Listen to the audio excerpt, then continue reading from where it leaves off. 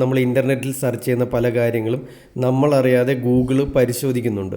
അതുകൊണ്ടാണ് നമ്മൾ സെർച്ച് ചെയ്യുന്ന കാര്യത്തെ സംബന്ധിക്കുന്ന ഒരുപാട് പരസ്യങ്ങൾ നമ്മുടെ ഫോണിൽ വരുന്നത്.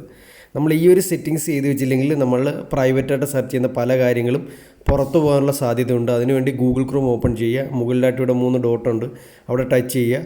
താഴെയായിട്ട് ഇവിടെ ഒരു സെറ്റിങ്സ് കാണാൻ കഴിയും. അവിടെ നിന്ന് ഓപ്പൺ ചെയ്ത് കഴിഞ്ഞാൽ ഇവിടെയായിട്ട് ഗൂഗിൾ സർവീസ് എന്ന് പറയുന്ന ഓപ്ഷൻ ഉണ്ട്. കണ്ടോ, ഗൂഗിൾ സർവീസ്. അത് ഓപ്പൺ ചെയ്ത് കഴിഞ്ഞാൽ ഇവിടെ ഏറ്റവും മുകളിലായിട്ട് ഗൂഗിൾ ക്രോം സൈൻ ഇൻ എന്ന് പറയുന്ന ഓപ്ഷൻ ഉണ്ട്. അങ്ങനെ സൈൻ ഇൻ കൊടുത്തു കഴിഞ്ഞാൽ നിങ്ങൾ ഗൂഗിൾ ക്രോം വഴി ഇൻ്റർനെറ്റിൽ സെർച്ച് ചെയ്യുന്ന എല്ലാ കാര്യങ്ങളും നിങ്ങളുടെ ഗൂഗിൾ അക്കൗണ്ട് വഴി ഫോണിൽ സേവ് ആകുന്നതായിരിക്കും.